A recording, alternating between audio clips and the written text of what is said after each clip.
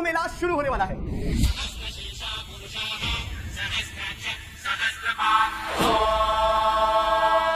मेले के बारे में आप सभी ने एक ना एक बार कहीं ना कहीं किसी ना किसी तरह से जरूर सुना होगा, किसी मूवी में, दादी नानी की कहानियों में, या फिर इस कहावत में कि दो भाई कुंभ के मेले में बिछड़ गए। कुंभ मेला इस साल 13 जनवरी से 25 फरवरी तक प्रयागराज में आयोजित होने वाला है। कुंभ मेले के बारे में आपने बहुत सारी होर्डिंग्स में, टीवी में, न्यूज चैनल्स में अब तक देख ही लिया होगा। इस साल होने वाला कुंभ मेला अपने आप में बहुत अलग है। ये एक महाकुंभ है जो कि 144 सालों में होता है और इस साल वो 144वां साल है। ये महाकुंभ प्रयागराज में शुरू होने वाला है। लेकिन सवाल यहाँ ये आता है कि कुंभ मेला इतना फेमस आखिर होता क्यों है? कुंभ मेले का नाम दुनिया की लार्जेस्ट गैदरिंग्स की लिस्ट में दर्ज है। ये दुनिया का सबसे बड़ा रिलीजियस गैदरिंग स्पॉट है। यहाँ पर करोड़ों लोग आते हैं जो देश के अंदर से और देश के बाहर से होते हैं। 2019 में प्रयागराज में अर्धकुंभ मनाया गया था, जिसमें लगभग 200 मिलियन यानी कि 20 करोड़ लोग आए थे। प्रयागराज उत्तर प्रदेश में है। उत्तर प्रदेश की पूरी पॉपुलेशन ही लगभग 200 मिलियन के आसपास है। आप इस फिगर से अनुमान लगा सकते हैं कि कुंभ मेले में कितनी बड़ी गैदरिंग होती है। इमेजिन करो, करोड़ों लोग जो एक ही आस्था से और परंपरा से जुड़े हैं, एक ही जगह पर इकट्ठे हो रहे हैं। कुंभ मेला हिंदू आस्था का एक महान तीर्थ पर्व है।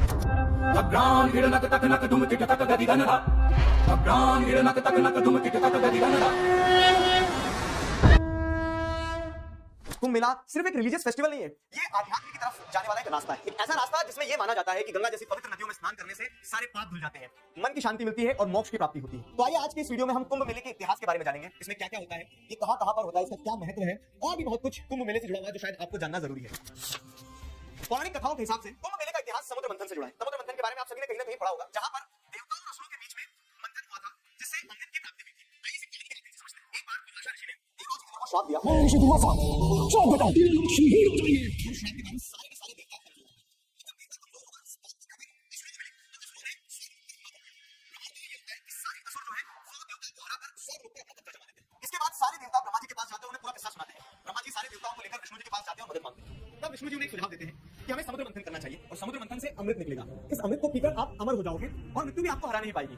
लेकिन समुद्र मंथन का काम देवता अकेले नहीं कर सकते थे, इसीलिए उन्हें असुरों की मदद लेना पड़ी और असुर भी इस मंथन के लिए मान गए, क्योंकि उन्हें यह लगा था कि जैसे ही अमृत निकलेगा तो वो अमृत उन असुरों को भी दिया जाएगा। मंथन के बाद जैसे ही अमृत कुंभ यानी कि अमृत से भरा हुआ कलश बाहर निकला, देवता और असुरों के बीच में लड़ाई छिड़ गई और इसी लड़ाई के बीच में विष्णु भगवान ने अपना वाहन जो था यानी कि गरुड़देव को यह अमृत का कलश लेके वहां से उड़ जाने को कहा। और जब गरुड़देव यह कलश लेकर जा रहे थे तब अमृत की 4 बूंदें 4 जगह पर गिरती है, हरिद्वार, उज्जैन, नासिक और प्रयागराज। तब से ये 4 जगह महातीर्थ बन जाती है। अमृत को पाने के लिए देवता और असुरों के बीच में ये युद्ध 12 दिनों तक चला था, जो कि मनुष्यों के 12 साल के बराबर होता है। कुंभ मेले का विकास भारत की पुरानी परंपराओं से निकलकर आ रहा है। हिस्टोरिकल रेफरेंस के लिए अगर हम समझना चाहें तो कुंभ मेले जैसे बड़े सम्मेलन का जिक्र 19वीं सेंचुरी में आपको देखने को मिलता है। लेकिन उससे भी पहले अगर इस सम्मेलन का आधार देखा जाए तो माघ स्नान के जो पर्व होते थे, जिसमें लोग पवित्र नदियों में नहाते थे ताकि वो अपने पाप धो सके और मोक्ष की प्राप्ति कर सके। ऋग्वेद जैसे प्राचीन ग्रंथों में समुद्र मंथन और अमृत की कहानियां दी गई है, जो कि हमें इस उत्सव के मूल आधार को समझने में मदद करती है। फिर अगर हम आगे बढ़े तो गुप्ता पीरियड और मौर्यन पीरियड के टाइम पीरियड में भी हमें कुंभ मेले का जिक्र मिलता है। समय के साथ साथ कुंभ मेला एकता और आध्यात्मिक ज्ञान का प्रतीक बन गया। इस सम्मेलन में बहुत सारे संत, सन्यासी और भक्तों का संगम होना शुरू हो गया।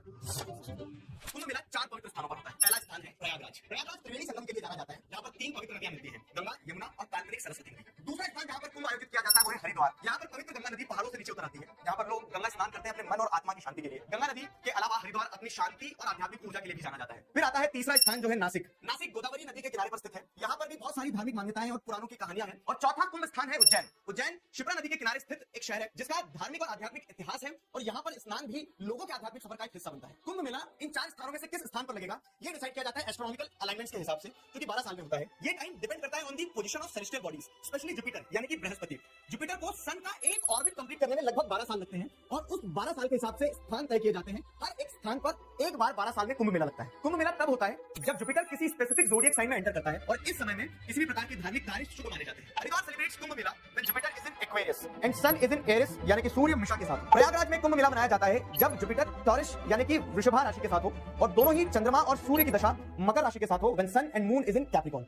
नासिक में कुंभ मेला मनाया जाता है जब जुपिटर इज इन लियो सिंह राशि के साथ हो। सिमिलरली उज्जैन में भी कुंभ मेला मनाया जाता है जब बृहस्पति सिंह राशि के साथ होता है। ऐसा माना जाता है कि जब ये सेलेस्टियल अलाइनमेंट्स बनती है तो एनवायरमेंट स्पिरिचुअल एनर्जी से भर जाता है और इस समय पर इन पवित्र नदियों के पानी को लोग अमृत मानते हैं और इसमें स्नान करने से सारे पापों की मुक्ति हो जाती है और मोक्ष मिलता है। कुंभ मेले के अलावा हर 6 साल में अर्ध कुंभ मेला भी मनाया जाता है, जो कि हरिद्वार और प्रयागराज में होता है। इस साल से 6 साल पहले यानी कि 2019 में प्रयागराज में मनाया गया था।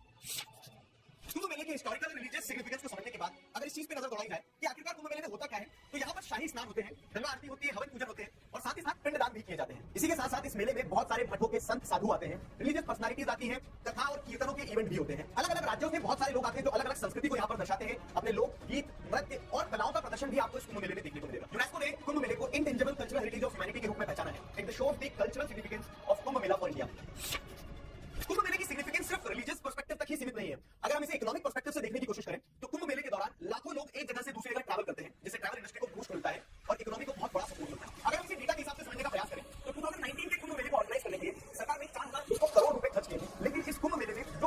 वैल्यू जनरेट हुई थी वो थी 1,20,000 करोड़ रुपए की। और साथ ही साथ एक अकेले कुंभ मेले में 6 लाख लोगों को जॉब मिली थी। सिर्फ हॉस्पिटैलिटी इंडस्ट्री की अगर बात की जाए तो 2.5 लाख जॉब जनरेट हुई। इन बड़े बड़े फिगर्स के अलावा इस पूरे इवेंट से लोकल बिजनेस को बहुत बूस्ट मिलता है। छोटे से बिल्डर से लगा के बड़े बड़े रेस्टोरेंट तक जो होते हैं उन्हें काफी सारा काम मिलता है और वो अपने कुछ दिनों में इतना पैसा कमा लेते हैं जितना उनके साल भर की इनकम होती है। अभी तक वीडियो में आपको ये समझ तो आ ही गया होगा कि कुंभ मेला अपने आप में क्यों यूनिक है, क्योंकि इसका स्केल इतना बड़ा है। अब इतने बड़े मेले को ऑर्गेनाइज करने में बहुत बड़े बड़े चैलेंजेस भी आते होंगे। मेले को अटेंड करने से लगा के ऑर्गेनाइज करने तक हर लेवल पे अपने अपने चैलेंज है। वीडियो के स्टार्टिंग में जो मैंने आपको बताया था कि दो भाई बिछड़ जाते हैं, कहावत क्यों निकल के आई है, क्योंकि ऐसा रियलिटी में होता है। मल्टीपल पॉइंट्स पे मल्टीपल चैलेंजेस होते हैं और गवर्नमेंट इन्हें टैकल करने की अपना 100% देती है। Mahakumbh 2025 traffic and crowd management के डेटा के हिसाब से इस साल लगभग 40 करोड़ लोग जो है इस महाकुंभ मेले को अटेंड करने वाले हैं। और इसी चीज को ध्यान में रखते हुए जो एरिया है उसे 3200 हेक्टेयर से बढ़ा के 4000 हेक्टेयर कर दिया गया है। साथ ही साथ अगर आप देखेंगे तो बहुत सारे पार्किंग एरियाज को भी एक्सटेंड किया गया है, सीसीटीवी कैमरास लगाए गए हैं और स्क्रीन भी बढ़ाई गई है। बेसिक फैसिलिटीज को ध्यान में रखते हुए इस बार महाकुंभ मेले के लिए 1.5 लाख से भी ज्यादा टेंट्स लगाए जाएंगे, 1.5 लाख से भी ज्यादा टॉयलेट्स लगाए जाएंगे और ये माना जा रहा है कि ये महाकुंभ मेला अब तक का सबसे बड़ा कुंभ मेला होने वाला है। और इसी चीज को ध्यान में रखते हुए सरकार के द्वारा एक टेम्पररी डिस्ट्रिक्ट भी बनाया जाएगा जिसे महाकुंभ मेला जिला कहा जाएगा। ये डिस्ट्रिक्ट एक टेम्पररी डिस्ट्रिक्ट है, तो जैसे ही महाकुंभ मेला खत्म होगा इस डिस्ट्रिक्ट को डिसॉल्व भी कर दिया जाएगा। तो दोस्तों ये कुंभ मेला सिर्फ एक त्योहार नहीं है, ये भारत की संस्कृति, भारत की आस्था और भारत के इतिहास को दर्शाता हुआ एक जीवंत प्रतीक है। ये एक समागम है धर्म, संस्कृति और आस्था का,